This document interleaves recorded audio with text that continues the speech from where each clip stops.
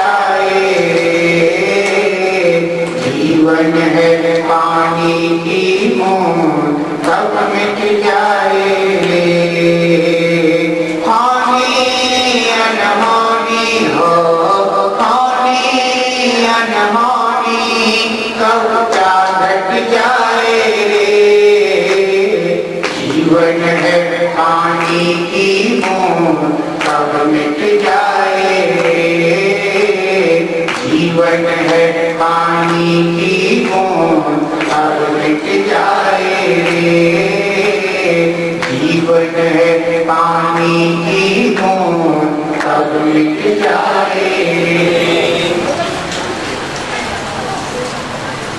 जो अपना लेना चाहेगा उसे शरण की आवश्यकता होती है। बिना श्रेष्ठ शरण को प्राप्त किए हम अपने कल्याणकारी मार्ग पर नहीं बढ़ सकते। एक बालक होता है, उसे भी माता पिता की अंगुली का सहारा लेना पड़ता है। बिना सहारे के आगे बढ़ने वाले अवश्य ही गिर जाते हैं, जिसमें फिर हमारा जो जीवन है यह जीवन उस कोमल बेल की तरह है जो बिना आश्रय के ऊपर आगे बढ़ ही नहीं सकती। बेल तो देखी होगी ना, बारिश का मौसम है और आज तो बारिश चल ही रही है, तो बारिश के मौसम में कोमल बेलें स्वयं ही जन्म ले लेती है, उत्पन्न हो जाती है। क्योंकि संसार में कुछ ऐसे जीव होते हैं कि जो गर्भ से जन्म लेते हैं, कुछ ऐसे जीव होते हैं जो उपवास शैया पर जन्म लेते हैं, और कुछ ऐसे जीव होते हैं कि जो समूर्छन जन्म वाले कहलाते हैं, यानी उन्हें वातावरण में ही ऐसी योग्यता मिल जाती है इससे कि उनका जन्म हो जाता है। हमारे आचार्य भगवंतों ने जन्म के 3 भेद बताए। गर्भ से जन्म लेने वाले गर्भज कहलाते हैं, और ये मनुष्य जो भी जन्म लेते हैं वो माता के गर्भ से जन्म लेते हैं। तो जिसमें माता पिता की अपेक्षा होती है उसे गर्भज जन्म कहते हैं। दूसरा होता है जैसे किसी प्रकार के त्रियंच होते हैं, पशु आदि होते हैं, ये भी अपने माता के गर्भ से जन्म लेते हैं, तो ये गर्भज जन्म वाले कहलाते हैं। दूसरे वे होते हैं कि जो उपवास शैया पर जन्म लेते हैं, यानी जिनके लिए यूं कहें कि माता पिता की अपेक्षा नहीं होती है, लेकिन फिर भी जो उपवास जन्म को प्राप्त होते हैं। ऐसे कौन होते हैं? ऐसे होते हैं जो स्वर्ग में देवतागण होते हैं, इनका जो जन्म होता है यह उपवास शैया पर इनका जन्म होता है। इसी प्रकार से जो नारकी जीव होते हैं उनका भी उपवास शैया तो नहीं होती, लेकिन उनका जन्म उपवास जन्म होता है, क्योंकि वहां पर भी कोई माता पिता की अपेक्षा नहीं देखी जाती है। और तीसरा जो भेद होता है जिसे कि अपन समूर्छन जन्म कहते हैं, यह त्रियंच जीवों का समूर्छन जन्म होता है। और ये त्रियंच जीव जो जन्म लेते हैं, बेल आदि है, 1 इंद्रिय 2 इंद्रिय 3 इंद्रिय है ना, 4 इंद्रिय, यद्यपि समूर्छन जन्म पंचेंद्रियों में भी होते हैं, तो इनके जो जन्म होते हैं ये सब कैसे हैं? वातावरण से ही इनको अनुकूल ऐसे साधन या निमित्त मिल जाते हैं कि जिनसे इनके देह का निर्माण हो जाता है। अब आप देखिएगा कि बारिश का मौसम चल रहा है और थोड़ी सी बारिश थमती है तो काले कीड़े बहुत संख्या में उत्पन्न हो जाते हैं। तो ये जो काले कीड़े उत्पन्न हो रहे हैं तो इनको अपनी देह के परमाणु कहां से प्राप्त हो जाते हैं?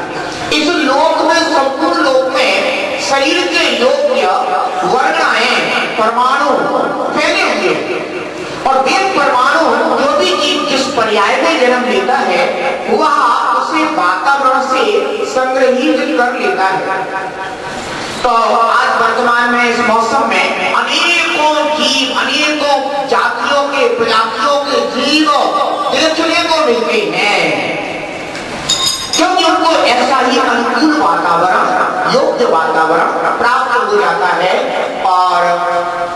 फिर उनका जन्म हो जाता है।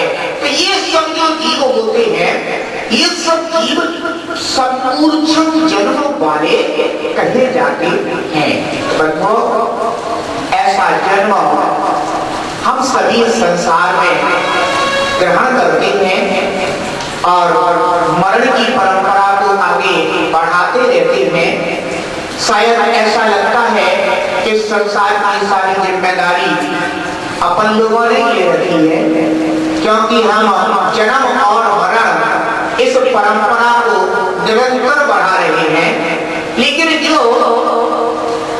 कोई भवजीव होते हैं, निकट भवजीव होते हैं या आसन्न भवजीव होते हैं, तो ये जीव इस संसार के दुखों से परिचय करते हैं।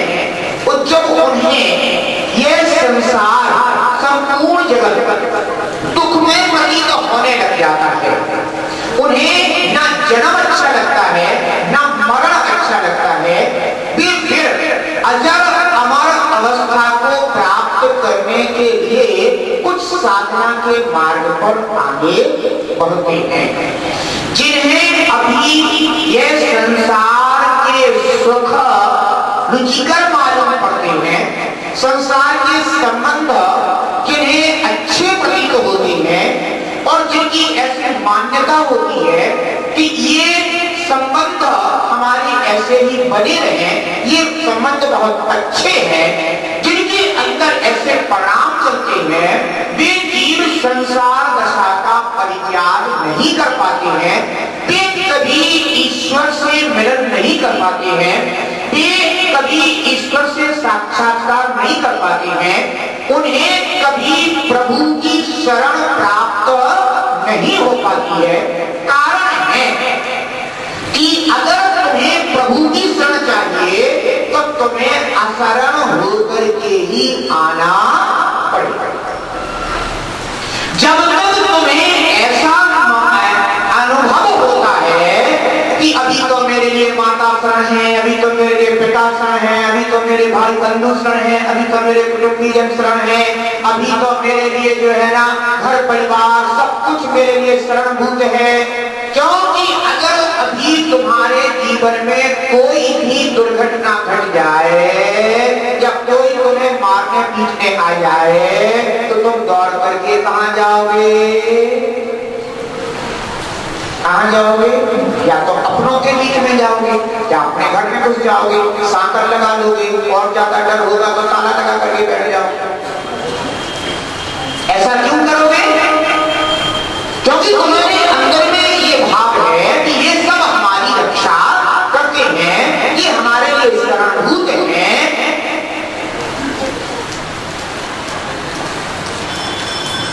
लेकिन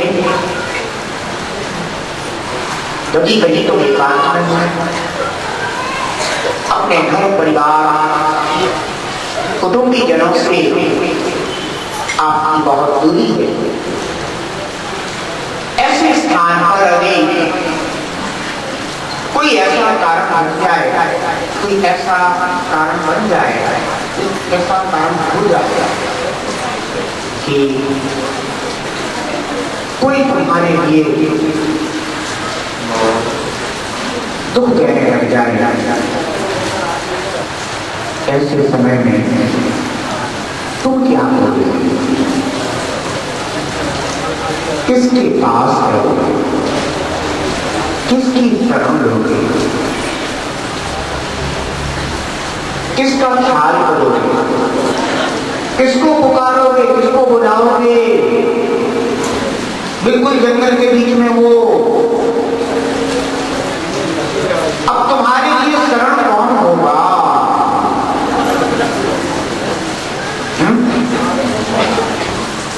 दुख में सुमिरन सब करे, सुख में करे न कोई, जो सुख में सुमिरन करे, दुख काहे को।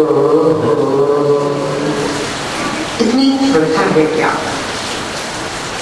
जिसका हम स्मरण करते हैं उसके प्रति इतनी श्रद्धा है क्या, इतनी आस्था, इतना विश्वास है क्या कि यदि मैं सुख के दिनों में भी सफर करूंगा तो मुझे दुख नहीं है।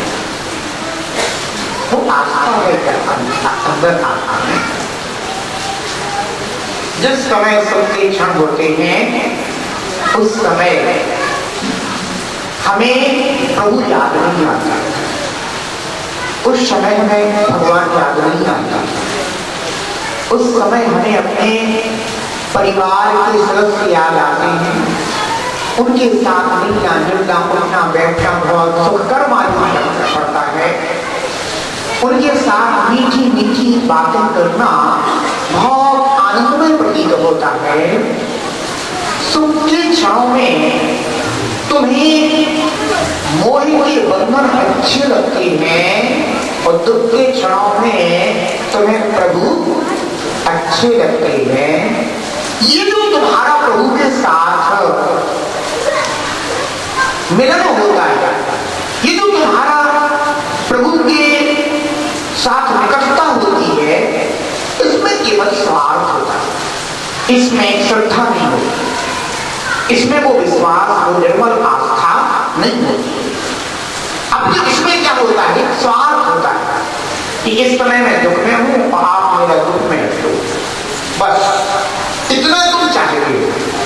लेकिन अगर तुमसे ये पूछा जाए कि तुम भी प्रभु बन जाओ, ये तुम नहीं चाहते, तुम केवल अपना तात्कालिक इलाज चाहते हो। क्या तात्कालिक इलाज, तात्कालिक दुख मुक्ति,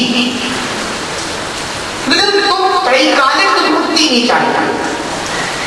तुम ऐसा नहीं चाहते हो कि मैं तीनों काल दुख से मुक्त हो जाऊं और परम सौख्य दशा को प्राप्त कर लूं। मैं अतीन्द्रिय अविनाशी सच्चिदानंद स्वरूप उस परम ज्योति को प्राप्त कर लूं। वो तुम्हारे अंदर भाव दशा नहीं होती। तुम स्वार्थ के कारण प्रभु की आस्था करते हो, तुम स्वार्थ के कारण प्रभु पर विश्वास करते हो, तुम स्वार्थ के कारण प्रभु की निकटता करते हो, तुम स्वार्थ के कारण प्रभु की पूजा करते हो, तुम स्वार्थ के कारण भगवान के गुण प्रशंसा कीर्तन करते हो। लेकिन तुम स्वयं अपने को प्रभुमय, ईश्वरमय, भगवानमय करने के लिए भगवान की आराधना नहीं करते। ये हमारे अंदर की कमजोरी है। जब तक ये श्रद्धा की कमजोरी दूर नहीं होगी, तब तक तुम्हारे लिए साक्षात प्रभु स्वरूप भगवान आत्मा का आश्रय होने वाला नहीं है। ध्यान रखो, हम ये सोचते हैं कि ये जो दुख हमारे जीवन में आए हैं, ये हमें किसी दूसरे ने दे दिए, लेकिन भूल तुम्हारी है, गलती तुम्हारी है। तुमने उन प्रभु को स्मरण कर दिया है जिन प्रभु का स्मरण करने से दुख कभी आते नहीं। वो जो स्मरण है तुम्हारा, वही तुम्हारे लिए दुख का कारण हो रहा है। और तुम कब भगवान को भी स्मरण करते हो?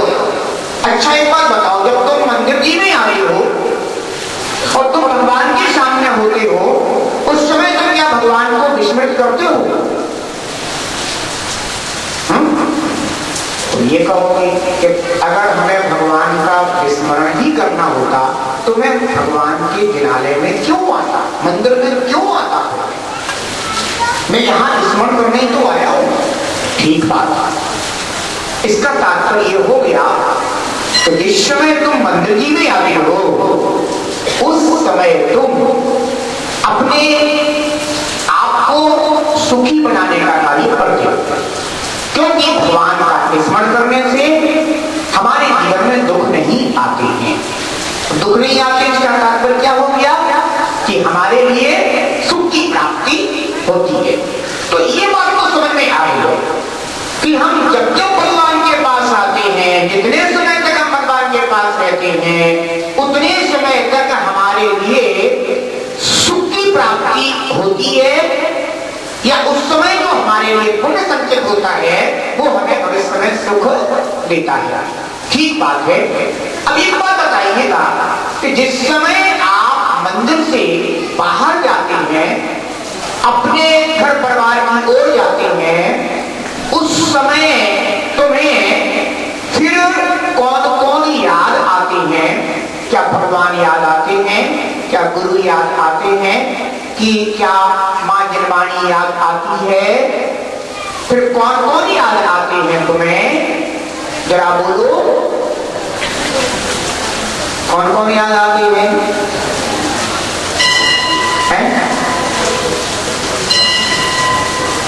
अब विचार करो।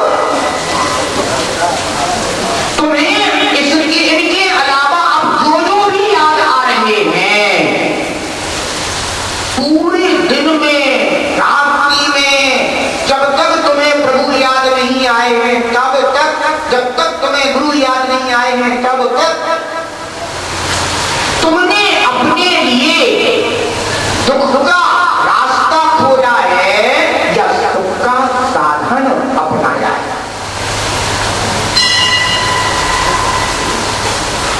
जो सुख में स्मरण करे दुख काहे को? जब तुम प्रभु को स्मरण कर रहे हो तो इसका तात्पर्य है तो उस समय तुम्हें सुख प्राप्त होगा या भविष्य में भी सुख प्राप्त होगा। लेकिन जब तुम उन्हें विस्मरण करके अन्य को याद कर रहे हो, चाहे वो परिवार के लोग हों, सदस्य हों, चाहे आपके मित्र संबंधी, व्यापार संबंधी, कोई भी क्यों ना हो, लेकिन जितना भी तुम्हारा अब स्मरण है वह सब स्मरण तुम्हें दुख देगा कि तुम्हें सुख देगा? क्या देगा? समझ में आइडिया है? तुम जिस परिवार के मोह में अपने इनों बहुमूल्य सांसों को गुजारते हो, बंधुओं, वे सब तुम्हारे लिए दुख का कारण है, ना कि सुख का। वो बात अलग है कि तुम्हें देह का सुख मिलता है, लेकिन देह का सुख कभी शाश्वत नहीं होता। ये परिवार, ये व्यापार, ये मित्र संबंधी, ये संपूर्ण जगत के, बाह्य जगत के लुभावने जितने भी है ना दृश्य हैं, ये सब तुम्हारी देह के सुख के लिए है, भौतिक सुख के लिए है, लेकिन इनसे तुम्हें पारमार्थिक सुख या आत्मीय सुख की प्राप्ति कभी नहीं हो सकती है। लेकिन जहां हमें प्रभु की संगति होती है, हमें जहां गुरु की निकटता होती है, उनकी जहां हमें अनुभूति होती है, वहां पर तुम्हें आत्मीय सुख की प्रधानता होती है और भौतिक सुख की प्राप्ति सहज होती है। ये बात ध्यान में लेना। एक वह संबंध है जिसमें मात्र देह के सुख की प्राप्ति हो सकती है, दूसरा वो संबंध है जहां पारमार्थिक सुख भी प्राप्त होता है और गौरता से यह बाह्य सुख तो, भौतिक सुख तो सहज ही मिल जाता है। हमें इसके लिए कोई अलग से पृथक से कोई भी पुरुषार्थ नहीं करना होगा। एक ही साध है, सब सब है। देखो ना, एक को साधने से सब सज जाते हैं। सब साध है और सबको साधने से कितनी उपत्ति होती है? एक को साधने से सब सज जाते हैं। तो क्यों ना हम उस यथार्थ समीचीन वास्तविक साधन को अपनाएं, जिसको साधने से हमारा जहां पारमार्थिक जीवन भी निर्मल हो जाता है, प्रशस्त हो जाता है, वहीं हमारा व्यवहारिक जीवन भी संतुलित हो जाता है, सुव्यवस्थित हो जाता है। आप लोग देखिएगा, कुछ ऐसे लोग होते हैं जिन्हें अपन महापुरुष कहते हैं और हमेशा ये अंदर ही अंदर सोचते रहते हैं काश हम भी ऐसे हो जाते, क्योंकि ऊंचा कौन नहीं उठना चाहेगा। लेकिन महापुरुषों ने जो व्यवहारिक जीवन में भी सुख भोगे, वे सुख उन्हें आखिर प्राप्त कहां से, उनका आधार क्या है? कोई ना कोई कारण अवश्य होना चाहिए, पर उस जगत में बिना कारण के कभी कोई भी कार्य होता नहीं।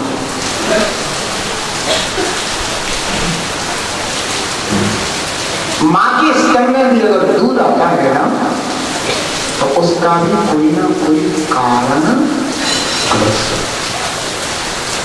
क्या कारण होता है? पुत्र का वात्सल्य। क्या होता है कारण? पुत्र का वात्सल्य का। बिना कारण के कभी भी इस जगत में कोई कार्य नहीं होता। ध्यान रखना पड़ेगा। कारण कुछ नहीं। अगर आज किसी को सुख प्राप्त हो रहे हैं तो उनकी पूर्व पर्याय में जो प्रभु श्रद्धा, भक्ति, गुणगान जो कि उनकी यथार्थ थी, समीचीन थी, सम्यक थी, तो वही उसके लिए भविष्य के लिए कारण बन रही है। एक विद्यार्थी अच्छे अंकों से पास हो रहा है, अच्छी श्रेणी से पास हो रहा है। क्यों हो रहा है? क्योंकि उसने पूर्व में अच्छी मेहनत करी है, मन लगा करके अध्ययन किया है, इसलिए वो उसके लिए भविष्य भी उसका वैसा ही नजर आ रहा है। और जिन्होंने खूब मटर गश्ती करी है और ने सोचा कि अच्छी बारिश हो रही है, चलो थोड़ा बारिश में भी मजा ले लें, उन जा तो रहे थे कहां पर? जा रहे थे स्कूल, और पहुंच गए चाट पकौड़ी की दुकान पे, बोले आज बारिश हो रही है। तो चाट पकौड़ी का स्वाद तो मिल सकता है, लेकिन चाट पकौड़ी का स्वाद परीक्षा हॉल में परीक्षा लेते समय बिल्कुल भी काम नहीं आएगा। आएगा क्या? लिखेंगे क्या उसमें? उसमें लिखेंगे क्या? उसमें आज्ञा मान लीजिए व्यंजन कैसे बनाई जाती है, और तुम उसमें लिख रहे हो कि मटर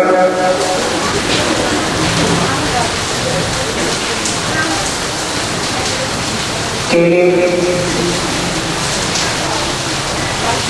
फलाने फलाने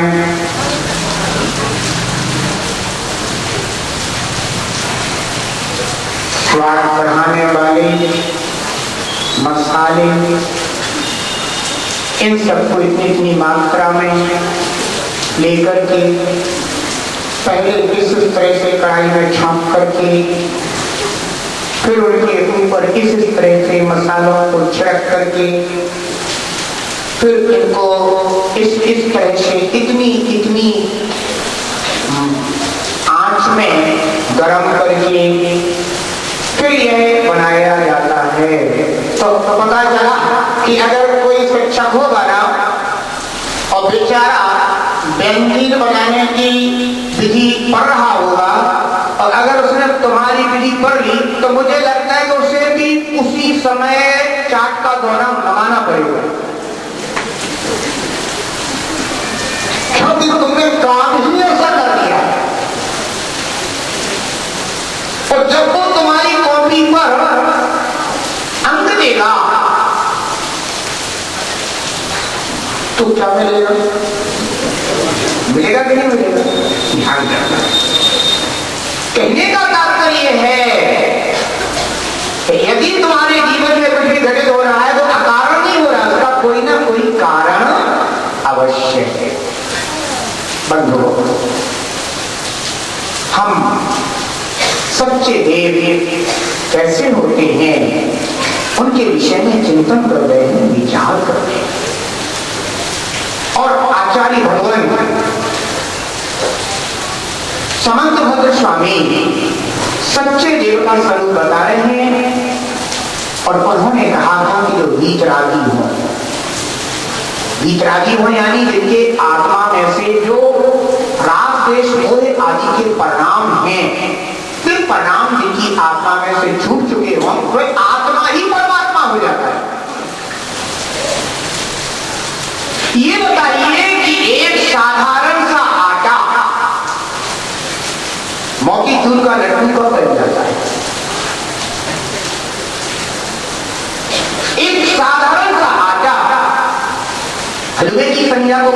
प्राप्त हो जाता है। एक साधारण सा आटा पूरी संज्ञा को प्राप्त हो जाता है, लोग बड़े स्वाद से लेते हैं। तो वह आटा ही उस अवस्था को प्राप्त हुआ है, हुआ कि नहीं हुआ? इसी प्रकार से हमारी आत्मा ही जब अपने गुणों से भरपूर हो जाता है तो आत्मा ही परमात्मा बन जाता है। हमें अपने आत्मा को परमात्मा बनाना है, इसीलिए हम धर्म ध्यान करते हैं, मंदिर जाते हैं, पूजा करते हैं, प्रभु का गुणगान करते हैं और भाव करते हैं कि हे भगवान, जैसे आप परमात्मा को प्राप्त हैं ऐसे ही परमात्मा मेरी भी हो। तो मेरी भी हो तो तुम कौन हो? जिसे तुम कह रहे हो मेरी भी हो, वह जैसा मेरी हो वो तुम इस देह में बैठे हुए चैतन्य ज्योति स्वरूप आत्मा हो। आत्मा जो इस देह में से निकलता और देह पड़ा रह जाता, तो देह में से निकलता है और देह पड़ा रह जाता है, इसका तात्पर्य हो गया कि तुम देह तो हो नहीं, तभी तो तुम देह को छोड़ करके निकल जाते हो।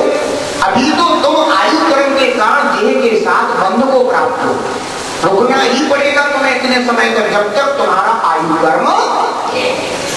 और जैसे ही आयु कर्म समाप्त हुआ और तुम्हें देह को छोड़ करके जाना ही पड़ेगा, तो देह को छोड़ करके जाना पड़े और दूसरी देह में तुम्हें कैद होना पड़े, क्यों ना हम इतने बीच में प्रभु का स्मरण करके, प्रभु का गुणगान करके, प्रभु की शरण प्राप्त होकर के देह मुक्ति का उपाय कर रहे हैं।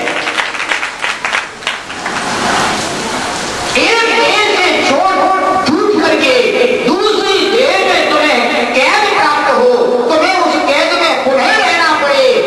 हमारे आचार्य भगवंत कहते हैं, प्रभु कहते हैं कि बस एक काम कर ले, इतने समय तक तो अपनी देह से छूटने का और दूसरी देह को हमेशा के लिए छोड़ने का ऐसा पुरुषार्थ कर ले जैसा पुरुषार्थ वक्त मैंने भी किया था, इसीलिए मैं भी परमात्मा को प्राप्त हो गया।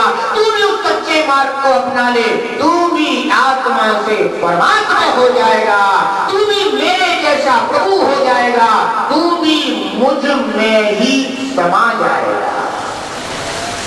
क्योंकि अनंत अनंत सिद्ध विराजी हमारा आत्मा भी यहां से जब भी परमात्मा बनेगा तो उन्हीं में समाहित हो जाएगा। ध्यान रखना बंधुओं,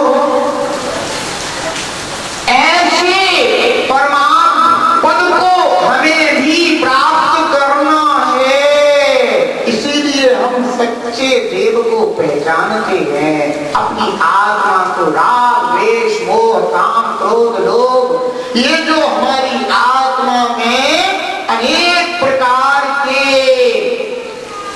कंकड़ पत्थर पड़े हुए हैं जो पीड़ा दे रहे हैं, दुख दे रहे हैं, क्यों ना हम इनको निकाल करके दूर कर। कब दूर होंगे? जिस समय प्रभु याद आते हैं उस समय तुम्हें मिट्टी का तेल याद आता है क्या? नहीं आता है। और जैसे तुम घर जाते हो और मिट्टी का तेल याद आता है, उस समय तुम्हें प्रभु याद आते हैं क्या?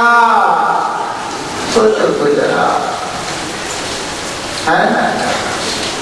घर में जाते ही तुम्हें झाड़ू याद आती है, लेकिन मंदिर में आने पर आती है क्या?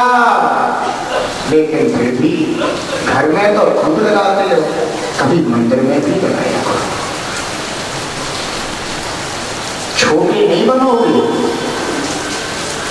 हम रखना जो प्रभु की शरण में आ जाता है ना, प्रभु कभी छोटा नहीं रहता, लेकिन तुम्हारा अहंकार, तुम्हारा अभिमान तुम्हें ऐसा दिखाता है, बताता है, ये छोटा काम तू करेगा? तू तो केवल अष्टद्रव्य से पूजा करने वाला पुजारी है। तू क्या मंदिर में झाड़ू लगाने के लिए मंदिर आया है? ये कौन दिखा रहा है भेद? ये तुम्हारा अहंकार, जो तुम्हें परमात्मा से मिलने में बाधा डाल रहा है, वही अहंकार तुम्हें यह दुख दे रहा है, दूर कर रहा है। अरे प्रभु के निकट आने के बाद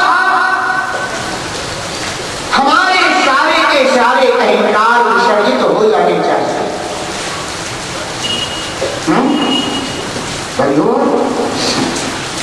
अष्टद्रव्य की थाली से पूजा करना हो तो पुजारी फिर भी मिल जाएंगे, लेकिन अगर मंदिर में झाड़ू लगाना हो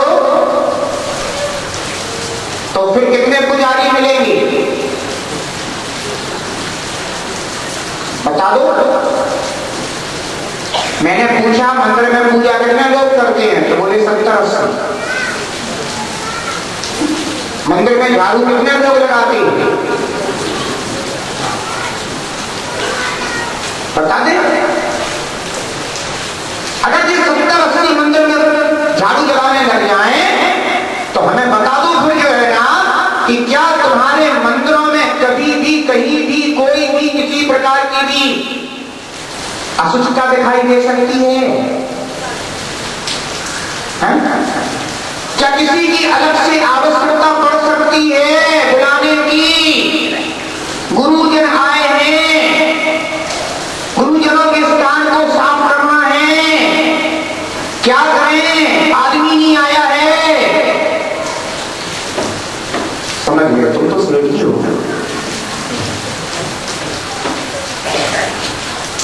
स्वच्छता करनी है, सफाई करनी है, हम कैसे कर सकते हैं? हाँ तुम तो बड़ी आदमी हो ना। ध्यान रखो माताओं बहनों, देखा ना एक बार, कहना कि माता जी जहां पर निवास करती हैं यहां पर स्वच्छता रहती कि नहीं रहती? हमारे कर्तव्य क्या कहते हैं? जहां पर साधु लोग रहते हो वहां पर हम कभी स्वयं जाकर के थोड़ा बहुत, अरे कोई बात नहीं, किनारे में तो करिए करो, बेटी के पास चले जाओ तो जाले लग जाएंगे, वो जाले में भी जाते। ये तुम्हारा धर्म भाव नहीं, ना तुम्हारी पूजा तुम्हें फल देगी। प्रभु का स्थान जाले में पड़ा है और तुम बढ़िया जो है ना पूजा करने के लिए आए हो, अष्टद्रव्य की थाली एक थाली से दूसरी थाली में द्रव्य डाली, हमने पूजा रचा ली, ये चले अपने घर। ऐसी पूजाएं विवेक पूर्वक नहीं। ध्यान रखो, गिरवाणी को जिस स्थान से उठाओ उसी स्थान पर विराजमान करके जाना। माताओं, अगर तुम जिन भगवान की प्रतिमा को हाथ में नहीं ले पाती हो तो कभी तुम मत बनाना। ये मत सोचना कि ये तो सौभाग्य मेरे पति को ही मिला है। वो रोज आते हैं मंदिर में पूजा करते हैं, जिन भगवान की प्रतिमा को भावपूर्वक उठाते हैं, विधि पूर्वक उठा करके उनका जनाभिषेक करते हैं, उन्हें तो उनका इतना सौभाग्य, उनका तो इतना पुण्य उदय है कि वो भगवान को अपने हाथों से छू लेते हैं। लेकिन मैं नहीं छू पाती हूँ। अरे कोई बात नहीं, वो माँ जिनवाणी है, उन्हीं जिन भगवान की वाणी है। अगर तूने अपने हाथ से उठा ली है तो तूने साक्षात जिन भगवान का स्पर्श कर लिया। वह जिनवाणी साक्षात जिन की वाणी नहीं कहा है। और यदि तूने उस गिरवाणी को भावपूर्वक विधि पूर्वक उठाया, नमस्तु वंदना करके उठाया, और नमस्तु वंदना करने के बाद जब तुमने अपना स्वाध्याय कर लिया, पूजन कर ली और भावपूर्वक विधि पूर्वक उस गिरवाणी को सच्ची आस्था के साथ विनय करके और यथास्थान विराजमान कर दिया, समझो भी तुमने नंद भगवान को प्रतिमा पर विराजमान कर दिया है, वेदी पर विराजमान कर दिया है, सिंहासन पर विराजमान कर दिया है, वो पुण्य तुम्हारी झोली में आ पड़ा है। तो देख, श्रद्धा सच्ची हो तो सब कुछ अच्छा लगता है। और श्रद्धा कच्ची हो तो मात्र कर्तव्य पालन करने में भी मजबूरी मालूम पड़ती है, मजबूरी मालूम पड़ती है। वो नहीं करना पड़ रहा है, महाराज आए थे, नियम दे गए थे, इसलिए करना पड़ रहा है, इसलिए कर रहे हैं, इसलिए आ रहे हैं। मैंने इतना बजट रखा हुआ है तुम्हारे आने में कि कुछ पूछो मत। आ भी रहे हैं, कितना बजट उठा के आ रहे हैं, और जब जा रहे हैं तो ऐसे जा रहे हैं जैसे कि बिल्कुल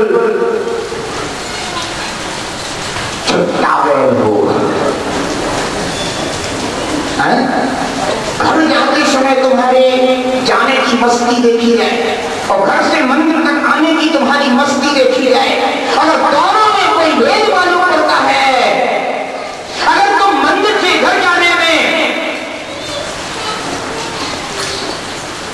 मस्ती दिखा रहे हो तो इसका तात्पर्य हो गया कि तुम्हें प्रभु अच्छे नहीं लगे। और यदि तुम्हें घर से मंदिर आने में ऐसा लगे कब पहुंचा, इतनी दूरी थी क्यों है, कब जल्दी से प्रभु के दर्शन होगा है? तुम बिन में व्याकुल भयो, जैसे जल बिना मीन, जन्म जरा करो मोही।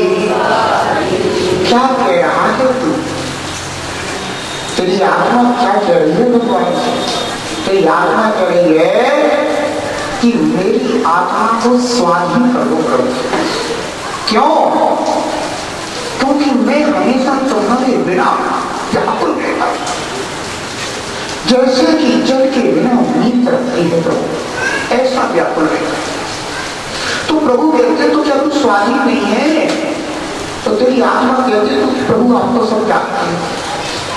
घर में इतने मगरमच्छ और घड़ियाल हैं कि इनके बीच में रहते हुए मैं कहां स्वाधीन रह पाता हूं?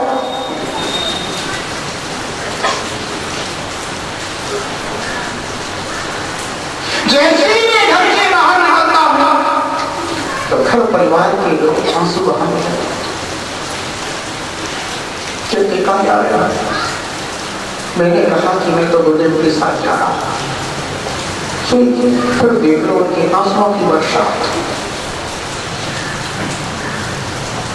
ये घर में रहने वाले जितने भी हैं कौन है?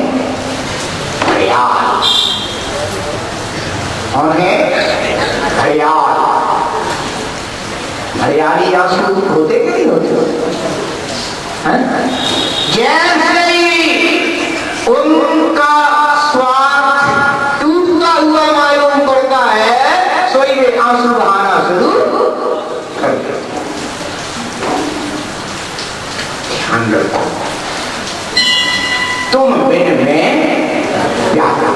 हे प्रभु, हे परमात्मा, हे स्वामी, हे नाम, मैं तुम्हारे बिना व्याकुल। आपके बिना मुझे कहीं भी अच्छा नहीं लगता, ना घर में अच्छा लगता, ना परिवार में अच्छा लगता, ना मित्रों के बीच अच्छा लगता। मुझे तो जहां देखो वहां तुम्हारी ही याद आती है। ऐसा लगता है कब छूटूं और कब पहुंचूं। तुम बिन में व्याकुल, जैसे जल बिन नीर। जैसे जल के बिना मछली तड़पती है अपने जीवन के लिए, कैसे तुम्हारे बिना मुझे अपना जीवन नहीं लगता। जब हम तुम्हारे निकट होते हैं तभी मुझे अपना जीवन प्रतीत होता है, और इसके बिना तो सिर्फ जीवन के लिए तड़पन ही तड़पन होती है, पीड़ा ही पीड़ा होती है। क्या ऐसी पंक्तियां करती थी? तुम बिन में व्याकुल भयो, जैसे जल बिना नीर। जन्म जरा मेरी हरो, करो मोही, ये भगवान मुझे स्वाधीन करो। मैं पराधीनता में नहीं जीना चाहता, नहीं रहना चाहता। क्यों? पराधीन सपने हूं सुख, पराधीनता में स्वप्न में भी सुख नहीं होता। पर के अधीन होने का नाम पराधीन। अगर कोई शिष्य गुरु के अधीन हो जाए तो पराधीन कहलाएगा।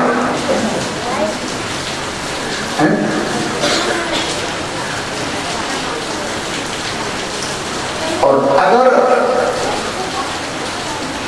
कोई गुरु शिष्य के अधीन हो जाए तो बताओ स्वाधीन कहलाएगा कि पराधीन कहलाएगा? विचार करना।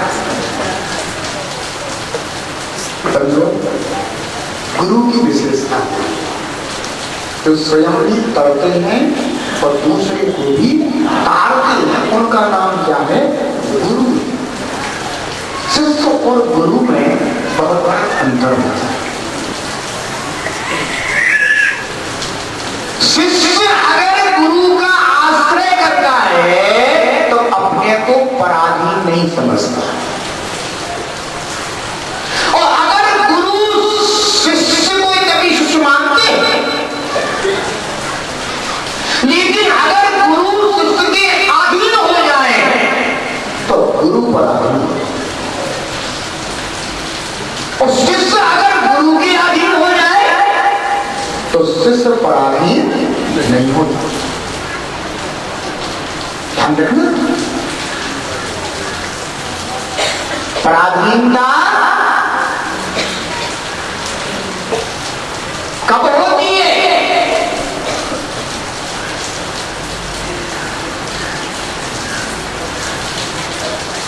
जब हम पर के आधीन हो जाते हैं। तो शिष्य भी पर के आधीन गुरु के आधीन है और गुरु भी शिष्य के आधीन पर के आधीन है, तो शिष्य फिर पराधीन क्यों नहीं कहलाएगा? कारण क्योंकि गुरु स्वाधीनता के मार्ग पर जा रहे हैं। स्वाधीनता का फल प्राप्त करने जा रहे हैं। और जो स्वयं स्वाधीनता का फल प्राप्त करने जा रहा हो, अगर उसके साथ शिष्य भी लग जाएगा तो वो भी स्वाधीनता का फल प्राप्त करेगा। इसलिए शिष्य गुरु के अधीन होने पर भी कभी पराधीन नहीं होता। और यदि शिष्य गुरु के अधीन रहकर के भी अपने को पराधीन समझता है तो वह शिष्य नहीं है। वह शिष्य अपने लक्ष्य से भटका हुआ है। वह शिष्य अपनी मंजिल को कभी प्राप्त नहीं कर सकता। और यदि गुरु शिष्य के अधीन होगा तो शिष्य तो पहले भटका हुआ है, तभी तो गुरु को चुना। कोई तभी तो शरण लेगा किसी की। अब कोई पहले से दुखी है और वो शरण लेने आया, तुमने उसकी शरण ले ली, तो वो दुख में था तो तुम दुख में गिरोगे कि सुख में गिरोगे? ध्यान रखना बंधुओं। इसीलिए गुरु और शिष्य में बहुत बड़ा अंतर होता है। गुरु को तो तारक कहा जाता है।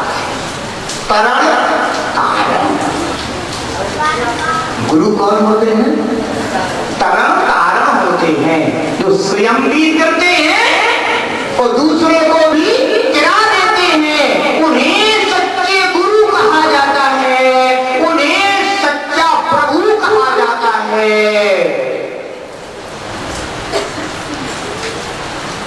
इसलिए ध्यान रखना।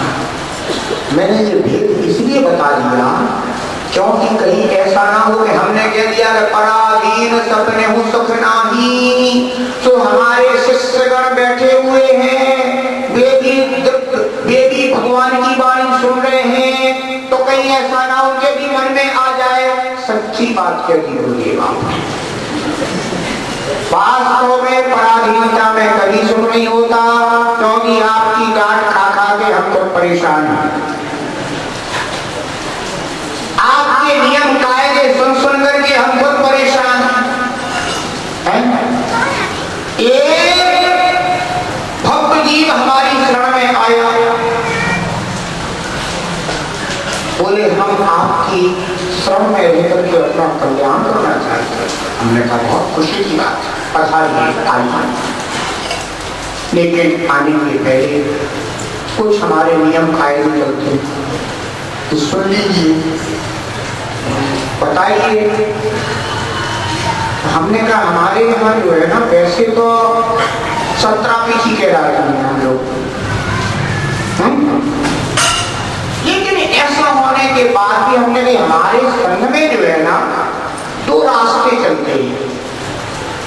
एक रास्ता इस तरफ गई है और दूसरा रास्ता उस तरफ गई है।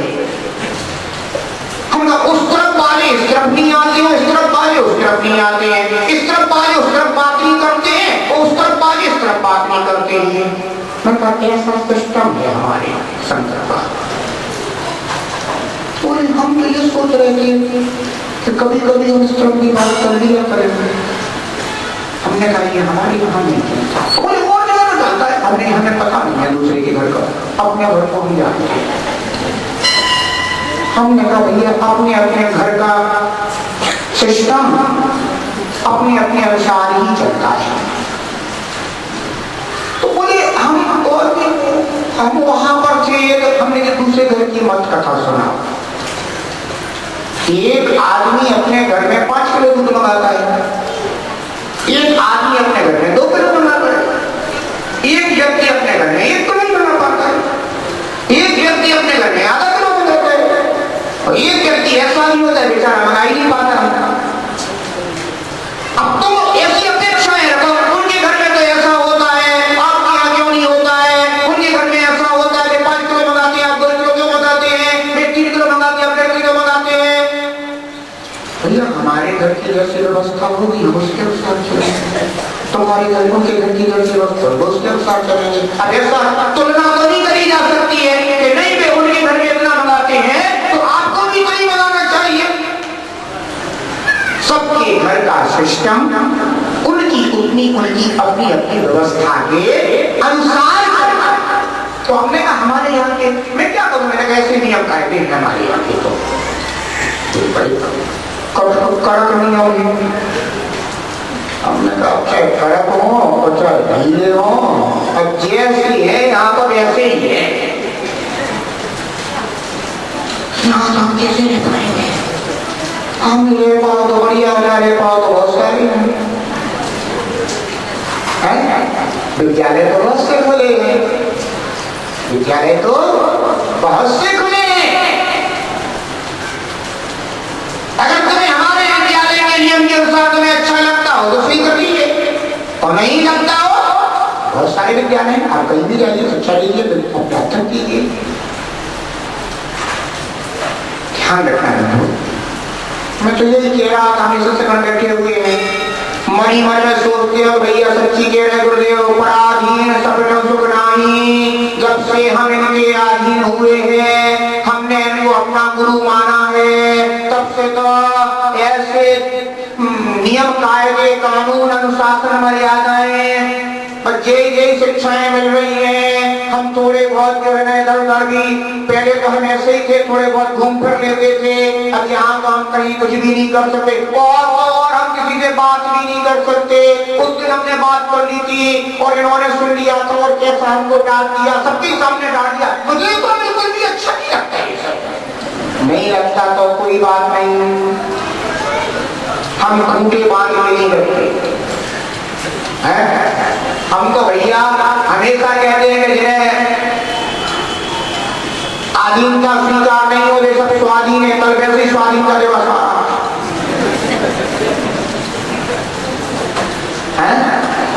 अगर सत्याग्रह होगा तो वो गुरु की शरण में आकर के कभी अपने को पराधीन नहीं मानता। क्यों?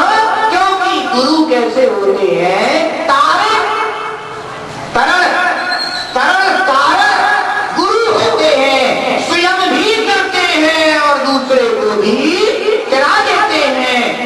उन्हें ही सच्चे गुरु कहते हैं। और जो स्वयं भी डूबे और दूसरे को भी डुबा दे, यानी जो गुरु शिष्य के अधीन हो जाता है वो कैसा हो जाता है? कैसा हो जाता है वो? क्योंकि वो तो डूब ही आएगा, वो कभी तो तुम्हारा हाथ पकड़ने की कोशिश करता है, तो डूब जाएगा। तुमने भी उसके लिए सुखी का साथ ले लिया, तो माने वो भी डूबेगा और तुम भी डूबोगे। बंधु, तुम्हें कभी सच्चा गुरु नहीं कहा जाता। तालाब में कोई डूब रहा हो है और गोताखोर हो कोई अच्छा पाका, तो क्या करेगा? तो उसको खींच करके किनारे पर ले आएगा। अगर कोई ऐसे ही खड़ा हो किनारे में खड़ा हो, उसने देखा अरे भैया मैं डूब रहे, बचाओ बचाओ बचाओ, उसने देखा कोई नहीं दिखाई दे रहा है, उसने कहा मैं बचाऊंगा, क्या करके? और फिर कूद पड़ी बचाने के लिए। थोड़ा बुरा करना तो उन्हें आता था, तो उन्हें हिम्मत ही कर ली, चलो भाई बचाएंगे। तो अभी कूद गए और पहुंच गया उसके पास, तो डूबता हुआ व्यक्ति कैसा होता है? वो ऐसा होता है कि दूसरे को भी पूरी शक्ति से डुबाई गई। क्यों? क्योंकि वो उसकी ऐसी ही उस समय अवस्था होती है। इसलिए बंधु, गुरु तो कौन होते हैं? आपके गोताखोर होते हैं, जो डूबते हुए को भी निकाल करके ले आए, उन्हें बंधु गुरु कहते हैं। और जो स्वयं भी डूब रहा और दूसरे को भी डुबा दे, बंधु वे कभी सच्चे गुरु नहीं हो सकते। इसलिए ध्यान रखना, पराधीन सपने सुख नहीं, जहां जैसा उचित हो वहां वैसा लगा देना। शिष्य गुरु के अधीन होने पर भी स्वाधीन होता है, और अगर गुरु शिष्य के अधीन हो जाए तो पराधीन हो जाता है, उसे दुख भोगना पड़ेगा। इसीलिए गुरुजन कैसे होते हैं?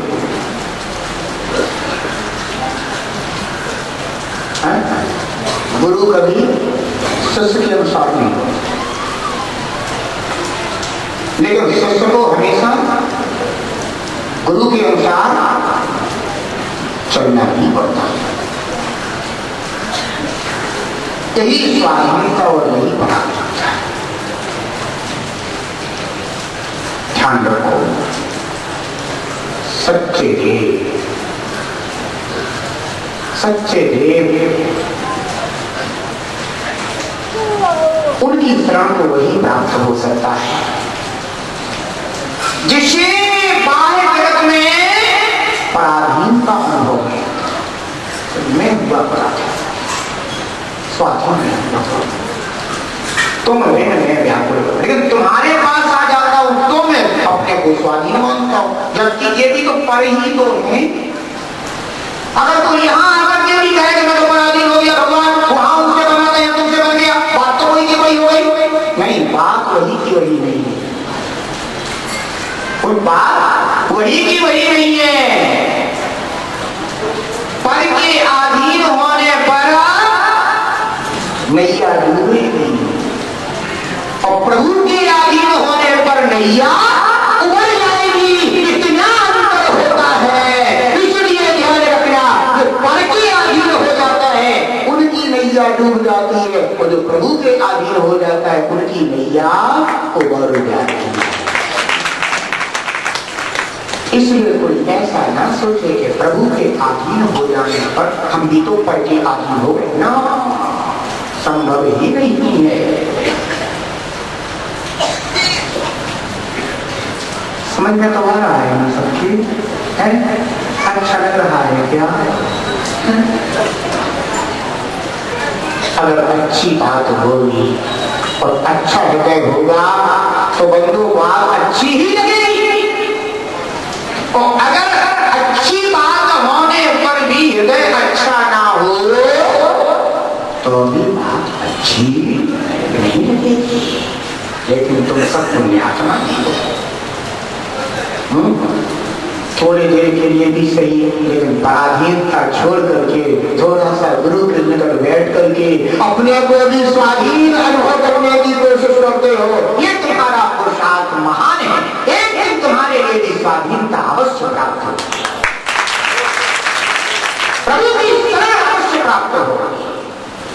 क्योंकि बंधो मार्ग तो गुरु ही, द्वार तो गुरु ही है, और ऐसा मार्ग और ऐसा द्वार आपके जीवन में खुला है तो अवश्य ही उस पद को प्राप्त करने की कोशिश करना, उस महानता को प्राप्त करने की कोशिश करना जिस महानता की आराधना हम नित्य प्रति मंदिर में आकर के करते हैं। बंधुओं ध्यान रखना, मंदिर में आना तो झुक झुक करके आना। कैसे आना? झुक झुक करके।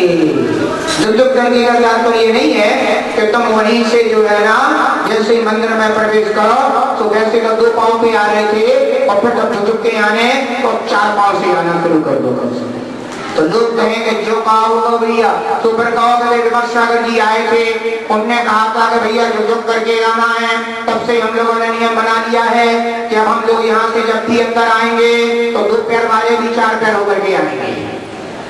ये तमाशा मत कर लेना, ये कोई मंदिर कोई मदानियों का स्थान थोड़ी ना है, ये मंदिर है मंदिर। झुक झुक करके आने का तात्पर्य है कि अंदर में, अंतस में, हृदय में विनय का भाव लेकर के आना, इतने विजु बन करके आना कि जैसे ही यहाँ से वो अपने आप हाथ धुल जाए, मस्तक झुकने लग जाए। कहाँ जा रहे हैं हम? 3 लोग के स्वामी, 3 लोग के नाथ, 3 लोग के प्रभु के पास। बंधुओं अंदर में जो है विनयता आ जाती है, मृदुता आ जाती है, उसी के लिए झुकना कहा जाता है। और जब तुम इतने झुक जाओगे तो बंधुओं मंदिर की स्वच्छता तो ऐसी होगी जैसे कि घर की स्वच्छता है। अगर घर में थोड़ा सा भी कहीं पर स्थान गंदा हो जाए तो 24 घंटे बाद ही करते होगे, फिर तो ये तत्काल कर देते हो हैं?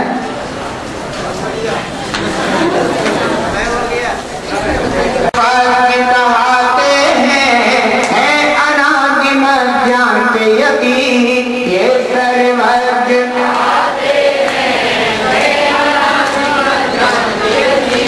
ये हृदय उपदेशी हो, ये हृदय उपदेशी शास्त्रा कहाए रे।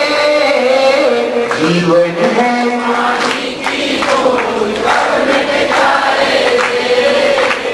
जीवन है पानी की बूंद तब मिट जाए रे। हानि अनहानि हो, हानि अनहानि कब क्या घट जाए रे। जीवन है पानी की बूंद कब मिट जाए रे। जीवन है पानी की बूंद। बोले गुजरात से शांतिनाथ भगवान की जाओ।